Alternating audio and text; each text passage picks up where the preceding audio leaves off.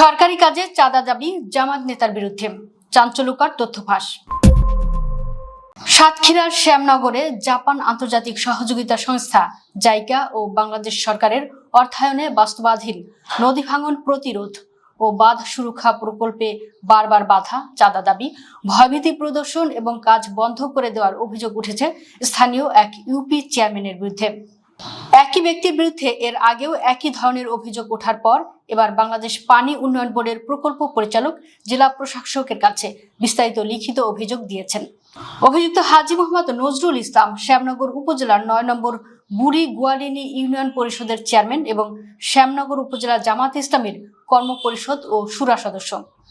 তার বিরুদ্ধে সরকারি উন্নয়ন প্রকল্পে হস্তক্ষেপ, কাজ বন্ধ, শ্রমিকদের ভয়ভীতি দেখানো, প্রকল্প কার্যালয়ে হামলার হুমকি, চাঁদা দাবি এবং প্রকল্প সংশ্লিষ্ট কর্মকর্তা কর্মচারীদের প্রাণনাশের হুমকি দেওয়ার অভিযোগ করা হয়েছে। প্রকল্প পরিচালকের অভিযোগ, শুরু থেকেই স্থানীয় চেয়ারম্যান নজরুল ইসলাম কাজটি বন্ধ করতে নানা ধরনের চাপ সৃষ্টি করেন। প্রকল্প এলাকায় গিয়ে দায়িত্বরত প্রকৌশলী ও কর্মকর্তাদের হুমকি দেওয়া, শ্রমিকদের ভয় দেখানো এবং বড় অঙ্কের চাঁদা দাবি করা হয়। অভিযোগপত্রে বলা হয়, গত বছরের 2 সেপ্টেম্বর চেয়ারম্যান নজরুল ইসলাম সরাসরি প্রকল্প কার্যালয়ে গিয়ে কাজ বন্ধ করে দেন এবং বড় অঙ্কের চাঁদা দাবি করেন। চাঁদা না দিলে প্রকল্প অফিস ভাঙচুর, অগ্নিসংযোগ, যন্ত্রপাতি নষ্ট এবং কর্মকর্তা কর্মচারীদের উপর হামলার হুমকি দেওয়া হয়। অভিযোগে আরো বলা হয়, গত 14 এপ্রিল শ্যামনগরের পূর্ব দুর্গাবাটি এলাকায় প্রকল্প সাইটে গিয়ে চেয়ারম্যান নজরুল ইসলাম, স্থানীয় কয়েকজন জামাত নেতাকর্মী এবং বহিরাগত লোকজন মানববন্ধনের নামে বিক্ষোভ করেন। এ সময় প্রকল্প এলাকায় কর্মরত শ্রমিক ও কর্মকর্তাদের মারধরের হুমকি দেওয়া হয়। অভিযোগ রয়েছে, এক্সকেভেটরের চালক ও সহকারী যন্ত্রের ভেতরে আটকে রেখে আগুন ধরিয়ে দেওয়ারও চেষ্টা করা হয়।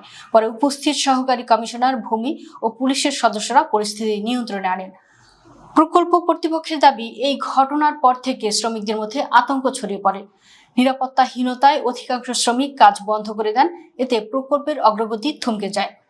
প্রকল্প বাস্তবায়নকারী প্রতিষ্ঠান আর রাত কর্পোরেশনের ব্যবস্থাপনা পরিচালক মোহাম্মদ সবুজ আলী খান অভিযোগ করেন, চলতি বছরের ফেব্রুয়ারিতে প্রকল্প পরিদর্শনে গেলে চেয়ারম্যানের পক্ষ থেকে তার কাছে 12 লাখ টাকা কমিশন দাবি করা হয়। টাকা না দিলে কাজ বন্ধ করে দেওয়া, মানববন্ধন করা এবং কোম্পানির বিরুদ্ধে অপপ্রচার চালানোর হুমকি দেওয়া হয়। তিনি দাবি করেন, চাঁদা না দেওয়ায় শ্রমিকদের কাজ করতে নিষেধ করা হয়েছে, সাব ঠিকাদারদেরও হুমকি দেওয়া হয়েছে, ফলে পুরো প্রকল্প এখন ঝুঁকিতে। এ নিয়ে এটি প্রথম অভিযোগ নয়। গত 14 এপ্রিলও শ্যামনগরের থানায় দায়ের করা এক লিখিত অভিযোগে আর রাত কর্পোরেশনের আইন কর্মকর্তা মোহাম্মদ জালাল উদ্দিন একই ধরনের অভিযোগ করেছিলেন। সেই অভিযোগে বলা হয়েছিল, প্রকল্পের সিসি ব্লক তৈরির স্থান, যন্ত্রপাতি রাখা সরকারি জমিতে কাজ চলাকালে চেয়ারম্যান নজরুল ইসলাম লোকজন নিয়ে এসে কাজ বন্ধ করে দেন। পরদিন আবার 30 থেকে 40 জন লোক নিয়ে গিয়ে নির্মাণাধীন বাঁধ ভেঙে ফেলা হয়। এতে প্রায় 10 লাখ টাকার ক্ষতি হয়েছে বলে দাবি করা হয়।